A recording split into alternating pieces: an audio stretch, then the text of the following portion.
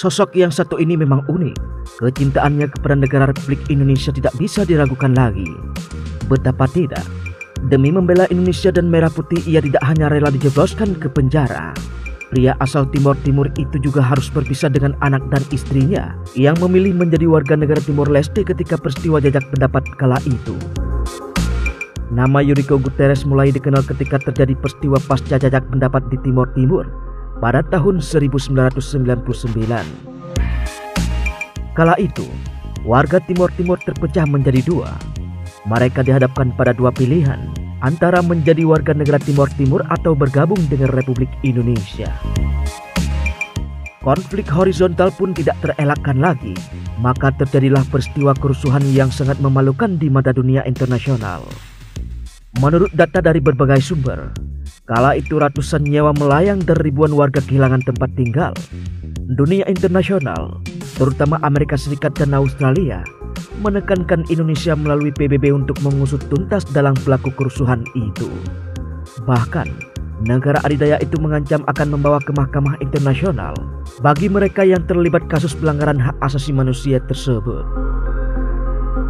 Indonesia yang serba salah akhirnya menjadikan Yuriko Guterres yang kala itu menyandang gelar Wakil Panglima Pejuang Pro Integrasi sebagai tersangka kerusuhan pasca jajak pendapat kala itu. Banyak kalangan yang menilai bahwa pemuda kelahiran 4 Juli 1969 itu dikorbankan demi tekanan dunia internasional. Di tengah pro dan kontra waktu itu, Yuriko Guterres dengan lantang dan jantan menyatakan siap dihadapkan ke pengadilan jika bersalah. Dan yang membuat banyak kalangan kagum dengannya, sikapnya yang datang sendiri ke pihak berwajib, tidak berbelit-belit, apalagi bersembunyi, dan mengaku sakit ketika menjadi tersangka kasus korupsi seperti para tersangka yang akan ditangkap KPK baru-baru ini. Melalui sidang pengadilan, Yuriko Guterres akhirnya diganjar hukuman 10 tahun penjara. Dan ia menjalani hukuman itu di penjara Cipinang, Jakarta hanya 2 tahun. Guterres berhasil mengajukan peninjauan kembali ke Mahkamah Agung. Dan dalam prosesnya, ditemukan bukti baru yang meringankan. Walau kini ia telah bebas, Guterres masih tidak mengerti mengapa ia sampai dijebloskan ke penjara. Menurutnya, ia yang memihak negara yang dicintai justru dijebloskan ke penjara. Seandainya waktu itu saya memilih bergabung dengan Timor Timur, mungkin saya sudah menjadi menteri, ujarnya sambil menerawang. Pasca menjalani hukuman, Yuriko Guterres kini mengisi kehidupan dengan kuliah hukum di LP Cipinang yang diselenggarakan Universitas Bung Karno. Ia memilih kuliah hukum selain mengaku tidak mengerti hukum di Indonesia, juga karena cita-citanya yang ingin menjadi pengacara. Selain itu, Yuriko Guterres yang kini memilih tinggal di Kupang, Nusa Tenggara Timur, juga terjun ke dunia politik.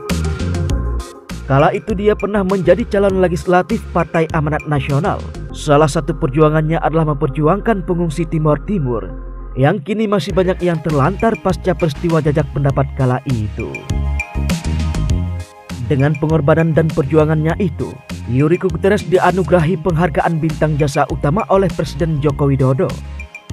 Hal ini melegitimasi tindakan Yuriko Guterres membantai masyarakat sipil di Timor Timur.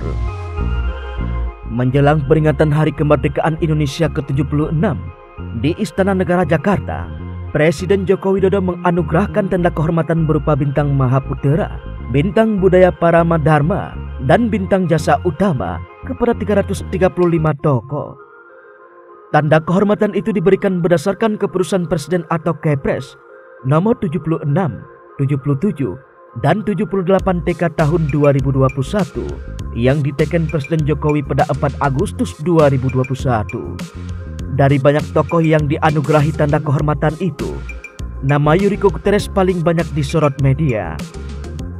Tokoh Timor Timur Pro Indonesia itu dianugerahi Bintang Jasa Utama bersama 3 tokoh lainnya, seperti akademisi dan pemelihara warisan sejarah dan budaya Aceh Rusdi Sufi, ilmuwan Jerman John Georg Andreas, serta komisaris Transmedia Ishadi Sutopo.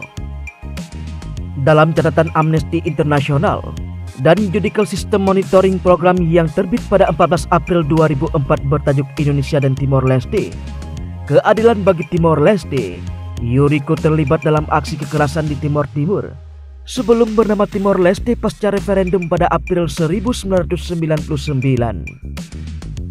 Sebagai wakil Panglima Pasukan Pejuang Integrasi atau PPI, sebuah milisi pro-Indonesia, Yuriko Guterres dianggap menghasut 3.000 hingga 5.000 anggota milisi untuk membunuh para pendukung kemerdekaan. Bersama anggota milisi Besi Merah Putih atau BMP dan TNI, serangan itu dilancarkan ke rumah Manuel Carrascalao, tokoh pro-kemerdekaan pada 17 April 1999. Setidaknya ada 12 orang yang terbunuh dalam serangan itu. Pada tahun 2002, dalam pengadilan HAM ad hoc, Yuriko divonis 10 tahun penjara karena dianggap terlibat dalam sejumlah pembantaian di Timor Timur. Ia baru mulai dipenjara pada tahun 2006, usai gagal dalam upaya banding. Pada tahun 2008, Yuriko mengajukan peninjauan kembali dan dibebaskan dari segala tuduhan melalui keputusan Mahkamah Agung.